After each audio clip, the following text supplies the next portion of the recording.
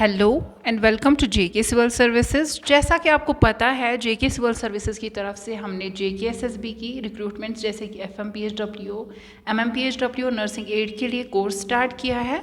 तो आज हम स्टार्ट कर रहे हैं फंडामेंटल ऑफ नर्सिंग से। तो हमारा लेक्चर फर्स्ट किसके बारे में रहेगा? वाइटल साइंस के बारे में। वो जैसे आप सबको पता है कि वो एक इम्पॉर्टेंट टॉपिक रहता है हमारे एग्ज़ाम्स में, ठीक है। तो जैसे कि मैंने आपको हमारे कोर्स के बारे में बोला, अगर आप हमारा कोर्स ज्वाइन करना चाहते हैं तो आप इस वीडियो की डिस्क्रिप्शन या कमेंट सेक्शन में जाके प्ले स्टोर से हमारी ऐप डाउनलोड कर सकते हैं। अगर आपको कोई प्रॉब्लम हो रही है ज्वाइन करने में या कुछ और, आप हमारे व्हाट्सएप नंबर पे कांटेक्ट कर सकते हैं, ठीक है। तो बात करते हैं हमारे वाइटल साइंस की। हमारा जो पहला टॉपिक रहेगा वो वाइटल साइन रहेगा, ठीक है। तो बेटा वाइटल साइन क्या होता है? अगर हम डेफिनेशन की बात करें तो वाइटल साइंस और the science that give information about vital organs, ठीक है। तो क्या होता है? वाइटल साइंस जो हैं ये ऐसी साइंस होती हैं, ये ऐसी निशानियाँ होती है जो हमें इंफॉर्मेशन देती हैं। किसके बारे में? हमारे वाइटल ऑर्गन्स के बारे में। तो अब आप सोच रहे होंगे हमारी बॉडी में तो इतने ऑर्गन्स हैं, तो हम वाइटल ऑर्गन्स किन को कहेंगे? तो बेटा वाइटल ऑर्गन्स कौन से ऑर्गन्स होते हैं जिनके बगैर हम सर्वाइव नहीं कर सकते, ठीक है। We can not survive without our vital organs. जैसे हमारे मेन वाइटल ऑर्गन्स हमारा हार्ट होता है, हमारा ब्रेन होता है और हमारे लंग्स होते हैं। देखो बेटा, अगर हमारे ये ऑर्गन्स डैमेज हो गए तो हम सर्वाइव नहीं कर सकते। दूसरे साइड से आप लीजिए हमारी आँखें हैं, ठीक है, हमारी आइज़ है, हमारी नाक है या हमारे हाथ है, ठीक है। अगर ये चीज़ें डैमेज हो रही हैं तो हम सर्वाइव कर सकते हैं। अलबत्ता अगर दूसरे साइड से हमारा हार्ट, हमारा ब्रेन या हमारे लंग्स डैमेज हो गए तो हम सर्वाइव नहीं कर सकते, ठीक है। तो ये बात आती है डेफिनेशन की कि वाइटल साइंस क्या होते हैं। तो अब ये वाइटल साइंस कितने होते हैं? अगर वाइटल साइंस की बात की जाए तो टोटल कितने वाइटल साइंस होते हैं? 6 वाइटल साइंस होते हैं। पहला वाइटल साइन हमारा रहता है टेम्परेचर, दूसरा पल्स रहता है, उसके बाद रेस्पिरेशन रहता है, फिर हमारा ब्लड प्रेशर रहता है और पेन रहता है और लास्ट में हमारा प्यूपिलरी रेस्पॉन्स रहता है, ठीक है बेटा। तो अब आपने पढ़ा कि आपके 6 वाइटल साइंस होते हैं, जैसे कि temperature, pulse, respiration, blood pressure, pain और लास्ट में प्यूपिलरी रेस्पॉन्स होता है। तो अब आपके दिमाग में होगा कि मैम 6 वाइटल साइंस होते हैं, लेकिन हमें कैसे पता चलेगा कौन सा वाइटल साइन हमें किस ऑर्गन की फंक्शन के बारे में बोलेगा, ठीक है। तो अगर टेम्परेचर की बात करेंगे, टेम्परेचर से हमेशा हमें किसके बारे में पता चलता है? हमारे ब्रेन के बारे में पता चलता है, ठीक है बेटा। तो अगर पल्स की बात की जाए तो पल्स से हमें किसके बारे में पता चलता है? हमारे हार्ट के बारे में, हमारी हार्ट की फंक्शंस के बारे में पता चलता है। रेस्पिरेशन की बात की जाए तो रेस्पिरेशन से हमें लंग्स के बारे में पता चलता है। इसके बाद बात की जाए ब्लड प्रेशर की, तो ब्लड प्रेशर से हमें हमारे हार्ट और उसके साथ साथ ब्लड वेसल्स के बारे में पता चलता है। हार्ट क्या होता है, ब्लड वेसल्स क्या होता है, ये हम आगे क्लासेस में पढ़ेंगे, ठीक है। इसके बाद आता है पेन। पेन से हमें ब्रेन के बारे में पता चलता है और उसके बाद आता है प्यूपिलरी रेस्पॉन्स। प्यूपिलरी रेस्पॉन्स से हमें किसके बारे में पता चलता है? हमारे ब्रेन के बारे में। देखो बेटा, अब आपने सुना कि टेम्परेचर से तो हमें ब्रेन के बारे में बताया मैम, लेकिन इनका क्या कनेक्शन है? हमने ब्रेन भी सुना है, हमने टेम्परेचर भी सुना है, लेकिन इनका आपस में कनेक्शन क्या है? तो ये हम यहाँ पे बात करेंगे कि इनका मैकेनिज्म क्या रहता है, ठीक है। अगर टेम्परेचर और ब्रेन की बात की जाए, देखो हमारा जो ब्रेन है ना, उसमें एक छोटा हिस्सा होता है, ठीक है, जिसको हम हाइपोथैलेमस बोलते हैं, ठीक है। जो ये हाइपोथैलेमस होता है ना, ये हमारी बॉडी का क्या होता है? टेम्परेचर कंट्रोलर, यहाँ हम इसको थर्मोस्टेट ऑफ ब्रेन भी कहते हैं, ठीक है। तो इसका काम क्या है? ये डिसाइड करता है कि हमारी बॉडी का टेम्परेचर कितना होना चाहिए, जैसे कि नॉर्मल टेम्परेचर, ठीक है। तो जैसे कि ये हमारा हाइपोथैलेमस क्या करता है? ये कंट्रोल करता है हमारे नॉर्मल बॉडी टेम्परेचर को, ठीक है। तो अगर हमारा ये हाइपोथैलेमस डैमेज हो गया, ठीक है, ये डैमेज हो गया तो क्या होगा? टेम्परेचर तो मेंटेन नहीं होगा, या टेम्परेचर ज़्यादा होगा जिसको हम हाइपरथर्मिया कहते हैं, या तो टेम्परेचर कम होगा जिसको हम हाइपोथर्मिया कहते हैं, ठीक है। तो ये डैमेज कैसे होगा? हमारे ब्रेन में इंजरी भी हो सकती है कुछ, जैसे कि स्ट्रोक भी हम आगे पढ़ेंगे, कोई ट्रॉमा भी हो सकता है या कोई इन्फेक्शन भी हो सकता है, ठीक है। तो ये रहा हमारा मैकेनिज्म क्या रहता है टेम्परेचर और ब्रेन का आपस में, ठीक है। तो जैसा कि मैंने आपको बताया, टेम्परेचर से हमें हमेशा किसके बारे में पता चलता है, ब्रेन की फंक्शंस के बारे में पता चलता है। तो बात आती है नॉर्मल वैल्यू की, हमें कैसे पता चलेगा हमारा टेम्परेचर ज़्यादा है या कम है। ठीक है, तो अगर नॉर्मल बॉडी टेम्परेचर की बात करें, ये हम 2 स्केल से मेजर करते हैं। एक होती है फ़ारेनहाइट स्केल, दूसरी होती है सेल्सियस स्केल। ठीक है बेटा, दोनों वैल्यूज़ को मैं आपको बताती हूँ। अगर फ़ारेनहाइट की बात की जाए तो 98.6 डिग्री फ़ारेनहाइट हमारा नॉर्मल बॉडी टेम्परेचर रहता है, और अगर सेल्सियस की बात की जाए तो 37 डिग्री सेल्सियस हमारा नॉर्मल बॉडी टेम्परेचर होता है। ठीक है, देखो बेटा, अब एक चीज़ होती है, कुछ एबनॉर्मलिटीज़ होती हैं। वो एबनॉर्मलिटीज़ क्या होती हैं? सपोज़ हमारा जो normal body temperature 98.6 degree Fahrenheit है या 37 डिग्री सेल्सियस है। ठीक है, ये हमारा नॉर्मल, ये दोनों वैल्यू सेम ही है, चाहे ये आए या ये आए, दोनों सेम ही है। अब फ़ारेनहाइट को हम सेल्सियस में कैसे कन्वर्ट करेंगे, सेल्सियस को फ़ारेनहाइट में कैसे करेंगे, ये आगे क्लासेस में आपको दिखाऊंगी। ठीक है, तो अब अगर हमने टेम्परेचर देखा, ठीक है, तो हमारा टेम्परेचर इस नॉर्मल टेम्परेचर से क्या हो रहा है, ज़्यादा हो रहा है। ठीक है, ज़्यादा, तो उस कंडीशन को हम क्या कहेंगे, उसको हम हाइपरथर्मिया कहेंगे। ठीक है, अगर यही टेम्परेचर हमारा इस नॉर्मल वैल्यू से क्या हो रहा है, कम हो रहा है, तो उस कंडीशन को हम क्या कहेंगे, उसको हम हाइपोथर्मिया कहेंगे। तो ये था हमारा टेम्परेचर। ये आगे हम डिस्कस अच्छे से करेंगे, डिटेल में पढ़ेंगे। बात करेंगे पल्स की। ठीक है, तो पल्स से हमें किसके बारे में पता चलता है, पल्स से हमें हमारे हार्ट के बारे में पता चलता है। ठीक है, क्योंकि हमारा हार्ट भी एक वाइटल ऑर्गन है। इसके नॉर्मल वैल्यू की बात की जाए, देखो बेटा, आपके एग्जाम में 2 तरह के क्वेश्चंस आते हैं। एक तो रेंज वाला क्वेश्चन आता है, या तो कोई सर्टेन वैल्यू वाला।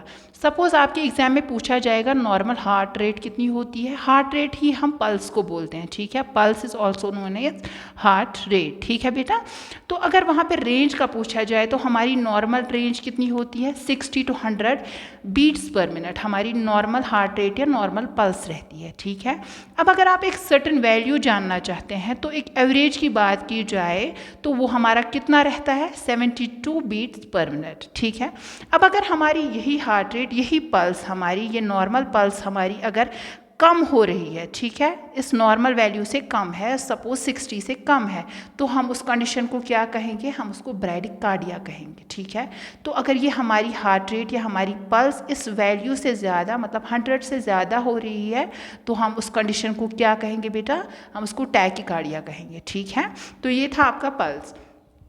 इसके बाद हम बात करेंगे किसके बारे में, रेस्पिरेशन के बारे में। ठीक है, तो ये रेस्पिरेशन क्या होता है, रेस्पिरेशन हमें लंग्स के बारे में बोलेगा। ठीक है, क्योंकि लंग्स भी वाइटल ऑर्गन है।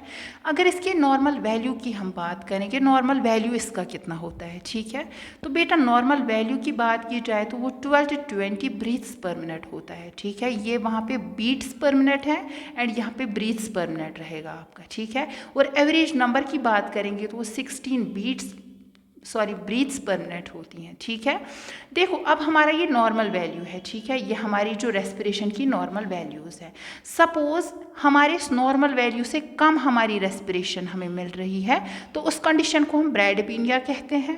एंड अगर इससे ज़्यादा हमें मिल रही है, नॉर्मल से ज़्यादा, तो हम इसको टैकीपीनिया कहते हैं। ठीक है बेटा, तो ये था इसका नॉर्मल वैल्यू एंड ये थी इसके रिलेटेड जो एबनॉर्मलिटीज़ हमें देखने को मिलती हैं।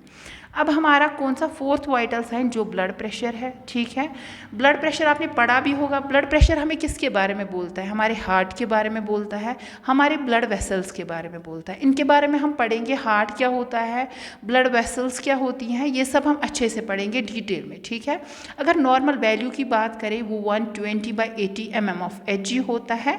इसमें जो हमारा 120 है वो सिस्टोलिक बीपी रहता है और 80 जो है वो डायस्टोलिक बीपी रहता है।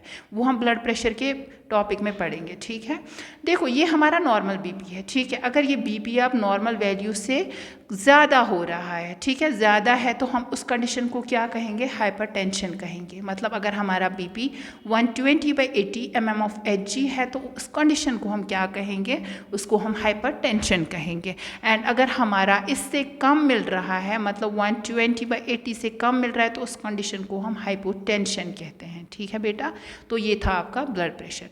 हमारा फिफ्थ वाइटल साइन रहेगा पेन। ठीक है। तो बेटा ये पेन क्या होता है, ये भी हमारे ब्रेन के बारे में हमें बोलता है। इसके लिए हम एक स्केल का यूज़ भी करते हैं, जो हम पेन के टॉपिक में अच्छे से पढ़ेंगे कि इसकी कौन कौन सी लेवल्स होती है, कौन सी स्कोरिंग्स रहती है, इसके बारे में हम पढ़ेंगे। इसकी 3 रहती हैं, like abnormalities, moderate level pain हम किसको कहेंगे, सीवियर किसको कहेंगे, एंड क्रोनिक पेन हम किसको कहेंगे, ये हम पढ़ेंगे। ठीक है। लास्ट वाला वाइटल साइन आपका कौन सा रहेगा, वो रहेगा प्यूपिलरी रेस्पॉन्स। ठीक है। प्यूपिलरी रेस्पॉन्स क्या होता है बेटा, ये हमें हमारे ब्रेन की कंडीशंस के बारे में बोलेगा। इसमें हम नॉर्मल क्या देखते हैं, प्यूपिल्स हमारे इक्वल होने चाहिए। ठीक है। प्यूपिल्स हमारे रिएक्टिव होने चाहिए बेटा, हम सबको पता है। ठीक है। ये हमारा आइरिस है, आँख में ये ब्लैक कलर का डॉट आइरिस होता है। इसके अंदर क्या होता है, इसके अंदर प्यूपल होता है। ठीक है। ये प्यूपल क्या होना चाहिए, ये हमारा हमेशा प्यूपल्स इक्वल होने चाहिए और रिएक्टिव होने चाहिए। ठीक है।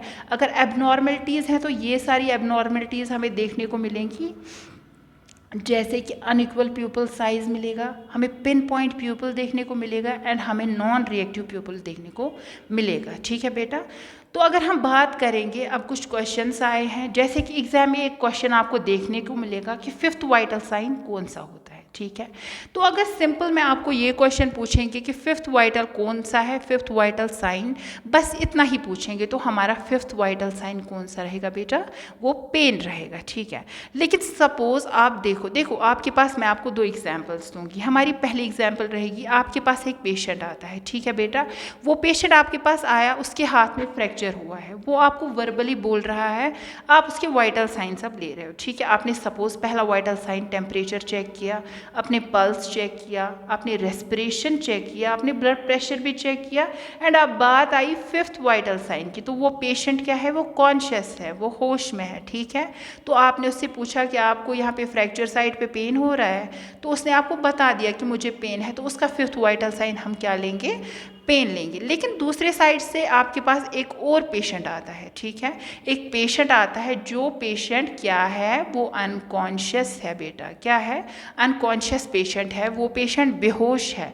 तो आपने उसका टेम्परेचर भी देख लिया, आपने उसका पल्स भी देख लिया, रेस्पिरेशन भी देख लिया, आपने ब्लड प्रेशर भी देख लिया, लेकिन पेन का आप कैसे देखोगे, आप उसका 5th वाइटल साइन पेन तो नहीं देख सकते ना, क्योंकि आप पेन कैसे देखोगे, पेन तो फील हो, वो तो बेहोश है, वो आपको पेन के बारे में नहीं बता सकता। तो in case of N unconscious patient हमारा 5th वाइटल साइन क्या रहेगा, प्यूपिलरी रेस्पॉन्स रहेगा बेटा।